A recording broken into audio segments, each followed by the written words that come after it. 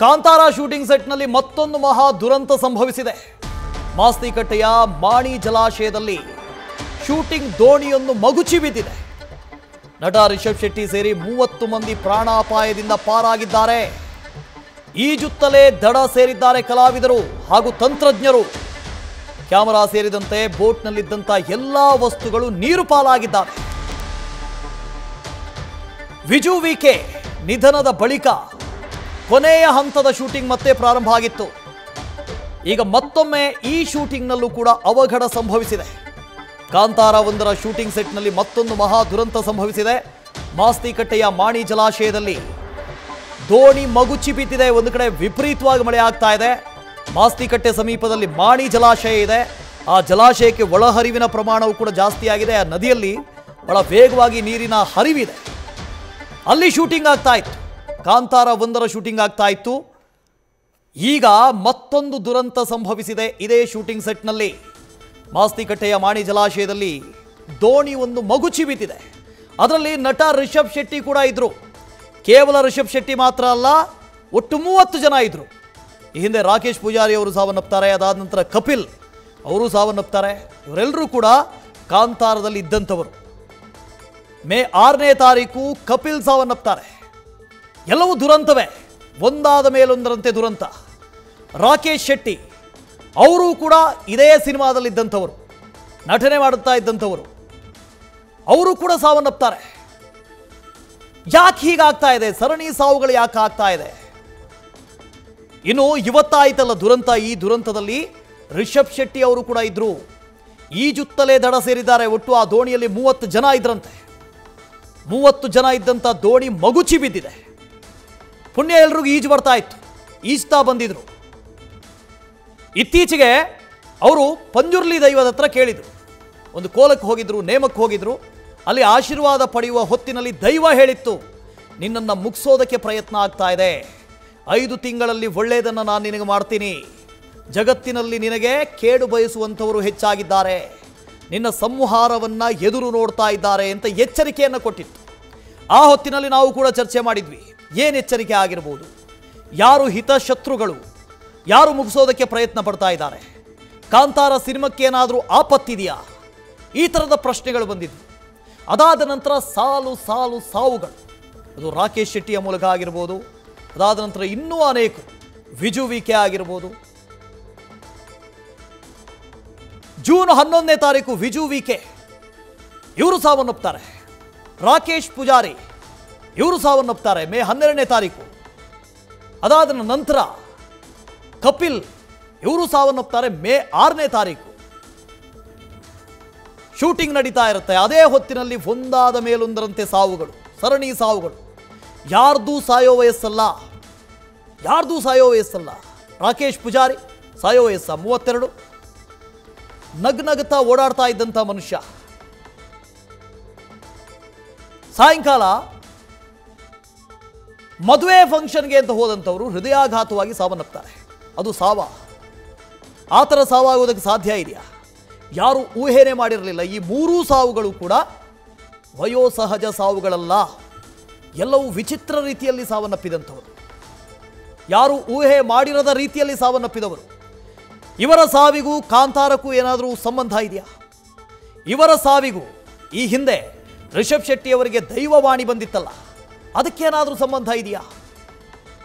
ಅದನ್ನು ಮತ್ತೊಮ್ಮೆ ಬೇಕಾದರೆ ತೋರಿಸ್ತೀವಿ. ಈ ಹಿಂದೆ ಪಂಜುರ್ಲಿ ದೈವ ರಿಷಬ್ ಶೆಟ್ಟಿ ಅವರಿಗೆ ಏನು ಹೇಳಿತ್ತು ಅಂತ. ರಿಷಬ್ ಶೆಟ್ಟಿ ಅವರು ಆಶೀರ್ವಾದ ಪಡೆಯೋದಕ್ಕೆ ಹೋಗಿದ್ರು, ಒಂದು ನೇಮದಲ್ಲಿ ಭಾಗಿಯಾಗಿದ್ರು, ಪಂಜುರ್ಲಿಯ ಆಶೀರ್ವಾದವನ್ನು ಪಡಿತಾ ಇದ್ರು. ಆ ಹೊತ್ತಿನಲ್ಲಿ ಪಂಜುರ್ಲಿಯ ವಾಣಿ ಆಗಿತ್ತು, ದೈವವಾಣಿ ಆಗಿತ್ತು. ಹಿತಶತ್ರುಗಳಿದ್ದಾರೆ, ನಿನಗೆ ಕೇಡು ಆಗದಂತೆ ನಾನು ನೋಡ್ಕೊಳ್ತೀನಿ, ಆದರೆ ಕೇಡು ಬಯಸುವಂಥವರು ಅನೇಕರಿದ್ದಾರೆ. ನಿನಗೆ 5 ತಿಂಗಳಲ್ಲಿ ಒಳ್ಳೇದು ಮಾಡ್ತೀನಿ ನಾನು. ಜಗತ್ತಿನಲ್ಲಿ ನಿನಗೆ ಶತ್ರುಗಳಿದ್ದಾರೆ, ನಿಮ್ಮ ಸಂಸಾರಕ್ಕೂ ಕೂಡ ಕೇಡಾಗಬಹುದು ಅಂತ ಹೇಳಿದ್ರು. ನಿಮ್ಮ ಸಂಸಾರಕ್ಕೂ ಕೂಡ ಕೇಡಾಗಬಹುದು ಅಂತ ಎಚ್ಚರಿಕೆಯನ್ನು ಕೊಟ್ಟಿತ್ತು ದೈವ. ಅದು ದೈವವಾಣಿಯಾಗಿತ್ತು.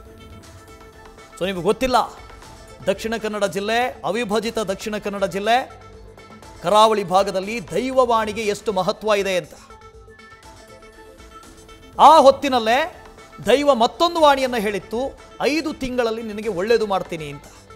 ಈ ವಾಣಿಯ ನಂತರದಲ್ಲಿ ಕಾಂತಾರ 1 ಪ್ರೀಕ್ವೆಲ್ ಇದರ ಶೂಟಿಂಗ್ ಪ್ರಾರಂಭ ಆಗುತ್ತೆ. ಶೂಟಿಂಗ್ನಲ್ಲಿ ಸರಣಿ ಅವಘಡಗಳು, ಅದರಲ್ಲೂ ಸಾವು ನೋವು. ಇವತ್ತು ಮತ್ತೊಂದು ಅದೇ ಥರದ ಅವಘಡ ಆಗಿದೆ. ಮಾಣಿ ಜಲಾಶಯದ ಪಕ್ಕದಲ್ಲಿ ಶೂಟಿಂಗ್ ಆಗ್ತಾ ಇತ್ತು. ದೋಣಿಯಲ್ಲಿ 30 ಜನ ಇದ್ದರು. ಆ ಭಾಗದಲ್ಲಿ ವಿಪರೀತ ಅಂದರೆ ವಿಪರೀತ ಮಳೆ ಆಗ್ತಾ ಇದೆ. ಮಾಣಿ ಜಲಾಶಯ ತುಂಬಿದೆ ಬೇರೆ. ಆ ಜಲಾಶಯಕ್ಕೆ ಒಳಹರಿವಿನ ಪ್ರಮಾಣ ಹೆಚ್ಚಾಗಿದೆ. ಆ ನದಿಯಲ್ಲಿ ನೀರಿನ ಹರಿವು ವೇಗದಲ್ಲಿದೆ. ಈ ಹೊತ್ತಿನಲ್ಲಿ ಅವಘಡ ಸಂಭವಿಸಿದೆ. 30 ಜನ ಈಜಿಕೊಂಡು ದಡ ಸೇರಿದ್ದಾರಂತೆ.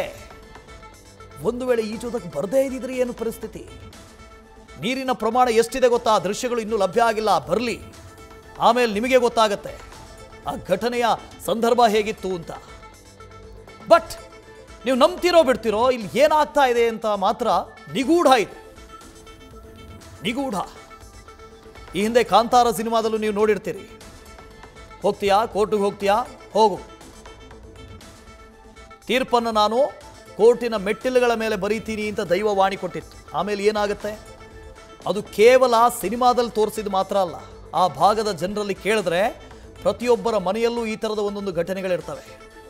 ಪ್ರತಿಯೊಂದು ಮನೆಯಲ್ಲೂ ಅಲ್ಲಿನ ಕಲ್ಲುಗಳಲ್ಲಿ ದೇವರನ್ನು ಕಾಣ್ತೀವಿ. ಅಲ್ಲಿನ ಮಣ್ಣಿನ ಪ್ರತಿ ಕಣದಲ್ಲೂ ದೇವರನ್ನು ಕಾಣ್ತೀವಿ, ದೈವವನ್ನು ಕಾಣ್ತೀವಿ. ಅಂಥ ಪರಿಸ್ಥಿತಿಯಲ್ಲಿ ದೈವವಾಣಿಯೇ ಕೊಟ್ಟಿತ್ತು. ಆ ವಾಣಿಯ ನಂತರದಲ್ಲಿ ಈ ಥರದ ಅವಘಡಗಳು ಸಂಭವಿಸ್ತಾ ಇದೆ. ವಿದ್ಯಾಶ್ರೀ ಇದ್ರ ಬಗ್ಗೆ ಹೆಚ್ಚಿನ ಡೀಟೇಲ್ಸನ್ನು ಕೊಡ್ತಾ ಹೋಗ್ತಾರೆ. ವಿದ್ಯಾಶ್ರೀ, ಸರಣಿ ಸಾವುಗಳು, ಒಂದಾದ ಮೇಲೊಂದರಂತೆ ಅವಘಡಗಳು, ದುರಂತಗಳು. ಈಗ ಮತ್ತೊಂದು ದುರಂತ, ಇಲ್ಲಾಗಿದ್ದೇನು ಅಂತ? ವಾಸುದೇವ್, ನೀವು ಹೇಳಿದ ಹಾಗೆ ಸರಣಿ ಸಾವುಗಳು, ಸರಣಿ ಅವಘಡಗಳು ಕಾಂತಾರ ಚಿತ್ರತಂಡಕ್ಕೆ ಕಾಡ್ತಾ ಇರೋದು. ಇವತ್ತಾದಂತಹ ಘಟನೆ ಏನು ಅಂತಂದ್ರೆ, ಒಂದು 15 ದಿನಗಳ ಒಂದು ಸ್ಕೆಡ್ಯೂಲ್ ಅನ್ನ ಹಾಕೊಂಡಿದ್ರು. ಈ ಮಾಣಿ ಜಲಾಶಯ ಏನಿದೆ ಮಾಸ್ತಿಕಟ್ಟೆ ಹತ್ರ, ಅಲ್ಲಿ ಶೂಟಿಂಗ್ ಮಾಡ್ಬೇಕು ಅಂತ ಹೇಳಿ ಒಂದು ಸ್ಕೆಡ್ಯೂಲ್ ಅನ್ನ ಹಾಕೊಂಡಿದ್ರು. ಅದು ಕೊನೆಯ ಹಂತದ ಚಿತ್ರೀಕರಣ. ಮೊನ್ನೆ ಏನು ಜೂನ್ 11ನೇ ತಾರೀಕು ವಿಜುವಿಕೆ, ಕೇರಳ ಮೂಲದ ಕಲಾವಿದ, ಮಿಮಿಕ್ರಿ ಕಲಾವಿದ, ಅವ್ರು ಪ್ರಾಣವನ್ನ ಕಳ್ಕೊಂಡ್ರು ಹೃದಯಾಘಾತದಿಂದ. ಅದಾದಂತಹ ನಂತರದಲ್ಲಿ ಕೊನೆಯ ಹಂತದ ಶೂಟಿಂಗ್ ನ ಚಿತ್ರತಂಡ ಮಾಡ್ತಾ ಇತ್ತು ಆ ಜಾಗದಲ್ಲಿ. 15 ದಿನಗಳ ಶೂಟಿಂಗ್ ಮಾಡೋದಕ್ಕೆ ಎಲ್ಲ ಪ್ಲಾನಿಂಗ್ ಅನ್ನೆಲ್ಲ ಮಾಡ್ಕೊಂಡಿದ್ರು.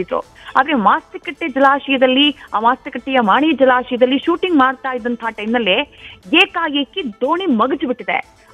ಆಘಾತಕಾರಿ ವಿಚಾರ ಏನು ಅಂದ್ರೆ, ಅದರಲ್ಲಿ ಕ್ಯಾಮರಾಮನ್ಗಳಿದ್ರು, ಜೊತೆಗೆ ಕ್ರೂ ಇತ್ತು, ಜೊತೆಗೆ ನಟ ರಿಷಬ್ ಶೆಟ್ಟಿ ಅವರು ಕೂಡ ಅದರಲ್ಲಿ ಇದ್ರು ಅನ್ನುವಂತ ಮಾಹಿತಿ ನ್ಯೂಸ್ ಫಸ್ಟ್ಗೆ ಲಭ್ಯ ಆಗ್ತಾ ಇರೋದು.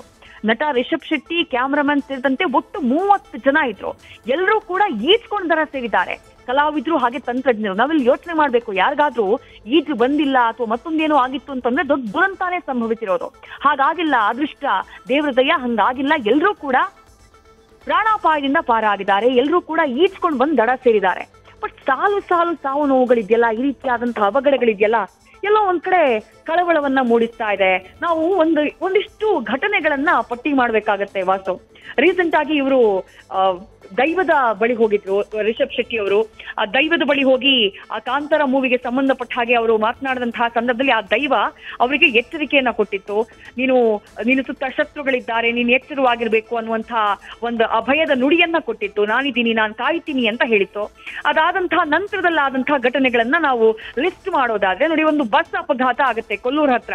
ಇದೇ ಟೀಮ್ ಇದ್ದಂತಹ ಕಾಂತಾರ ಮೂವಿಯ ಆ ಟೀಮ್, ಸಿನಿಮಾ ಟೀಮ್, ಕಲಾವಿದರು, ತಂತ್ರಜ್ಞರಿದ್ದಂತಹ ಬಸ್ ಅದು ಅಪಘಾತಕ್ಕೀಡಾಗಿತ್ತು. ಅದೃಷ್ಟವಶಾತ್ ಅಲ್ಲಿ ಯಾರಿಗೂ ಕೂಡ ಪ್ರಾಣಾಪಾಯ ಆಗಿರ್ಲಿಲ್ಲ. ಜೊತೆಗೆ ಇದೇ ಚಿತ್ರತಂಡದ ಮೇಲೆ ಅರಣ್ಯ ಇಲಾಖೆ ಒಂದು ಕೇಸನ್ನ ಹಾಕತ್ತೆ. ಇವರು ಸರಿಯಾಗಿ ನಿಯಮಗಳನ್ನ ಪಾಲಿಸಿಲ್ಲ, ಅಕ್ರಮವಾಗಿ ಮರಗಳನ್ನ ಕಡಿದಿದ್ದಾರೆ ಅನ್ನುವಂತಹ ಆರೋಪ ಈ ಚಿತ್ರತಂಡದ ಮೇಲೆ ಕೇಳಿಬಂದಿತ್ತು. ಅದಾದ ನಂತರ ಸಾವಿನ ಸರಣಿ ಆರಂಭ ಆಗಿತ್ತು. ಕಳೆದ ಮೇ 6ನೇ ತಾರೀಕು ಕಪಿಲ್ ಅನ್ನುವಂತಹ ಟೆಕ್ನಿಷಿಯನ್, ಕೇರಳ ಮೂಲದ ಟೆಕ್ನಿಷಿಯನ್, ಆತ ಈಜೋದಕ್ಕೆ ಅಂತ ಹೇಳಿ ಹೋಗಿ ಆ ಕೊಲ್ಲೂರು ಮೂಕಾಂಬಿಕೆ ಇದ್ರ ಬಳಿ ಈಜೋದಕ್ಕೆ ಅಂತ ಹೇಳಿ ಹೋಗಿ ಆತ ಪ್ರಾಣವನ್ನ ಕಳ್ಕೊಂಡ್ಬಿಡ್ತಾನೆ, ಜೂನಿಯರ್ ಆರ್ಟಿಸ್ಟ್. ಅದಾದ ಬಳಿಕ ಆಗಿದ್ದು ಒಂದೇ ವಾರದ ಅಂತರದಲ್ಲಿ ಜೂನ್ 11ನೇ ತಾರೀಕು, ಮೇ 11ನೇ ತಾರೀಕು, ಕ್ಷಮಿಸಿ, ಮೇ 11, 12ನೇ ತಾರೀಕು ರಾಕೇಶ್ ಪೂಜಾರಿ, ಖ್ಯಾತ ಕಲಾವಿದ, ಕಾಂತಾರ ಪ್ರೀಕ್ವೆಲ್ ನಲ್ಲಿ ಅವರು ಕೂಡ ಆಕ್ಟಿಂಗ್ ಮಾಡ್ತಿರ್ತಾರೆ, ಅವರು ಪ್ರಾಣವನ್ನ ಕಳ್ಕೊಂಡ್ಬಿಡ್ತಾರೆ ಹೃದಯಾಘಾತದ ಕಾರಣಕ್ಕಾಗಿ. ಅದಾಗಿ ಎಕ್ಸಾಕ್ಟ್ 1 ಮಂತ್ ಮೊನ್ನೆ ಜೂನ್ 11ನೇ ತಾರೀಕು ವಿಜುವಿಕೆ ಅನ್ನುವಂಥ ಕೇರಳದ ಕಲಾವಿದ, ಕೇರಳ ಮೂಲದ ಕಲಾವಿದ, ಅವರು ಕೂಡ ಕಾಂತಾರದಲ್ಲಿ ಆಕ್ಟ್ ಮಾಡ್ತಿರ್ತಾರೆ. ಆಗುಂಬೆ ಬಳಿ ಹೋಮ್ ಸ್ಟೇ ಒಂದರಲ್ಲಿ ಅವರು ಸ್ಟೇ ಆಗಿರ್ತಾರೆ. ಅಲ್ಲಿ ನಲ್ಲಿ ಅವರಿಗೆ ಶೂಟಿಂಗ್ ನಲ್ಲಿ ಭಾಗಿಯಾಗಿರ್ತಾರಂತೆ. ಅದಾದ ಬಳಿಕ ಅವರಿಗೆ ಏಕಾಏಕಿ ಹೃದಯಾಘಾತ ಸಂಭವಿಸಿಬಿಟ್ಟಿದೆ. ಈ ಸರಣಿ ಸಾವುಗಳಿದೆಯಲ್ಲ, ಸರಣಿ ಸಾವು, ಸರಣಿ ಅವಘಡ, ಸರಣಿ ಈ ರೀತಿಯಾದಂತಹ ಎಡವಟ್ಟುಗಳು ಒಂದ್ ರೀತಿ ಬೆನ್ನು ಬಿಡದಂತೆ ಕಾಂತಾರ ಚಿತ್ರತಂಡವನ್ನ ಕಾಡ್ತಾ ಇದ್ರೆ ಯಾಕೆ ಕಾಡ್ತಾ ಇದೆ? ಯಾಕೆ ಕಾಂತಾರ ಚಿತ್ರತಂಡಕ್ಕೆ ಈ ರೀತಿಯಾದಂತಹ ಸಮಸ್ಯೆಗಳಾಗ್ತಾ ಇದೆ? ಇಂಥದ್ದೊಂದು ಪ್ರಶ್ನೆಯನ್ನ ಮೂಡಿಸ್ತಾ ಇದೆ Vasudev. Thank you Vidyashree. News first ನಿರ್ಭೀತಿಯಿಂದ ನಿಮ್ಮ ಪರವಾಗಿ.